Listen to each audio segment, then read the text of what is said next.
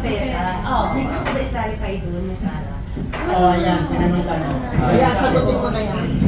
Well, the viral thing, the viral thing. Ayun na nga, usapan mo daw yun. All I can say is, I kept quiet kasi you know me naman, sa 30 years ko sa industry, never naman kayo nakarinig na I don't have manners pagdating sa work, and or meron akong hindi na respeto na co-workers, diba? It's just, parang for me, hindi na kailangan palakihin. Kasi it's as far as I remember, 2 parts yun eh. May 10-minute break. It's a 2-hour-and-a-half lane. So after the 10-minute break, so normal, lumabas kami, balik, tapos bago nag-start na, and then, sumilip lang ako ng phone. And yung kasama ko, it's normal na sumisilip ka ng phone, but not the entire show. So, parang, it's not Nag-misinterpret. Parang gano'n. yeah, and yung sinasabing parang... May laptop. May laptop. I also saw the laptop. It's the girl who, in front of me, Kaso hindi ikaw? ng laptop. Hindi ikaw. Alam mo, may laptop ako pero nasa bahay. Andun lang sa cabinet. Hindi ko siya talaga ginagamit. Sabi daw, stop mo daw yun. Wala rin siyang dalang laptop. It's not, hindi related sa amin yung girls sa harap na may laptop. Kasi parang lumabas sa amin yung laptop. So, it's not ours. Kaya parang, di ba, alam ng mga nandun, yung mga nanood doon, kung kanino yung laptop. Kung sino yung mga, and in fact, hindi ko na ginawang big deal yun kasi hindi talaga doon ang upuan namin. We're supposed to sit in front dun sa orchestra. But sad to say, nawala yung seats namin. May umupo. Hindi ko alam what happened to our tickets. And binayaran namin yun. But syempre, I'm also in production. Nag-produce din ako, artista rin ako. Alam mo yun, hindi na ako nagreklamo or something. You just let it go. Yeah, I just let it go. And then, pagdating namin, nakatayo kami. So, natananta rin yung ushers kasi wala kami upuan. Wala yung seats namin. Hindi pinaalis ng ushers? Kasi yung ticket namin, supposed to be iniwan sa front desk. Sabi iiwan doon sa front desk. Even yung tickets namin wala. So, nakita ko yung payment, ganon. So, doon kami pinaupo dun sa, nakita ko naman house Seats. Oh, yun. So, kaya doon kami pinaupo. And then, there's another 2 girls na hindi ko kilala. Parang may umupo rin dun sa harap namin. At parang upuan nila yun. So, pinaupo rin sila dun sa tabi namin. So, hindi namin talaga seats yun. And, yung time na yun, pag nag-cellphone ako, nakaganyan ako. So, nag-text din kasi si Dave noon, dapat susunod si Dave. Hindi na siya nakasunod kasi nasa meeting siya. So, we enjoyed the play, the entire show. We're not doing cellphone. So, parang, I respect their opinion, pero hindi, I don't think kailangan palakihin siya. Pero Ms. Ella, to clarify, hindi niyo po kasama yung nagda-laptop po? Hindi. Hindi ko nga kilala yung nagda-laptop. Pero parang sa picture, parang sa amin yung laptop. Grabe no? Kaya dapat basta-basta magja-judge.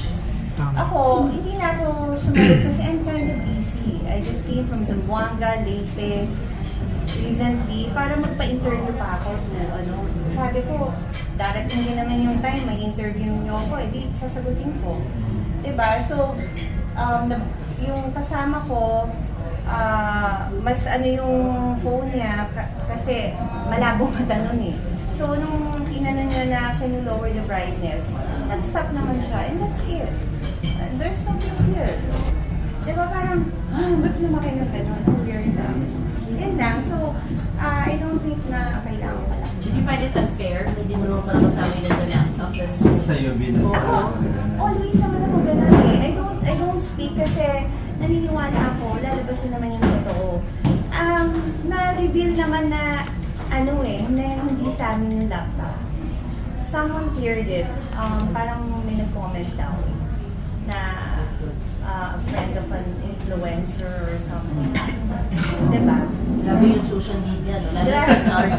Happy 30 years, by the way. Happy 30 years. I want to thank all the trolls. The trolls who bashed me and judged me. Anong version? Meron. Yung mga, pinifeed lang sa akin eh. Double-edged sword, social media. Oo, kasi syempre, pag binasa mo, parang maniniwala ka eh. So, sometimes, huwag tayo agad mag-judge just for one thing. Diba? Minsan, ganito yan eh, yung angulo. Pag kunwari, ay, ang laki ng braso niya. Pero pag nakita mo na sa person, ba't ang liit ang braso niya? Kasi, mali yung angulo. Yung angulo nakakataba. So, ganun din yung ginawa.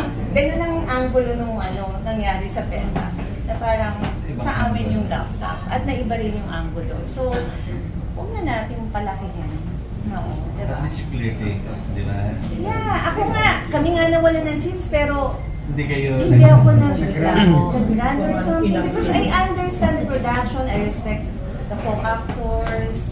Kasi may, ako din nanood ako ng to support our friend, si Jay Gonzaga. Kasi kasama namin sa Provinciano.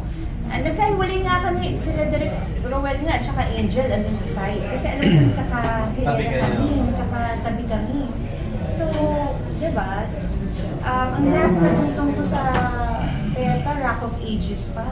Excited nga ako manood, tapos Tagal na. ganun pa yung... But you would never do that. Yung habang may play, No naman. distracted. No naman. Kasi I enjoy 2 hours and a half yung play. Normal lang sisilipin mo. Siyempre, pag sabihin ng asawa ko, ba't hindi ako sumasagot?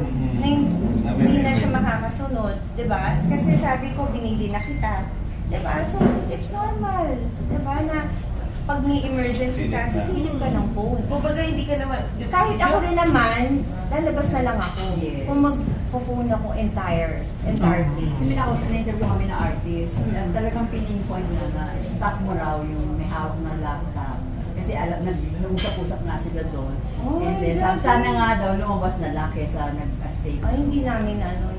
Pala, yan, at least linawin mo. Oo. Sino yung artist? Sino yung artist? Sino artist na yan? Pakalanan din natin. Pakalanan din natin. Oh, Kasi going back sa love life ni Al. Ay, love life At saka pa. in fairness naman dun sa nagda-laptop, actually hindi rin ako na-bother sa kanilang slide. Pero yung artist, Pero kumbaga hindi naman din siya matagal nag-laptop Nakikita niyo rin po yun. Nakita ko, nasa harap ko eh. Nasa harap ko, pero kasi nakafocus ako sa show eh.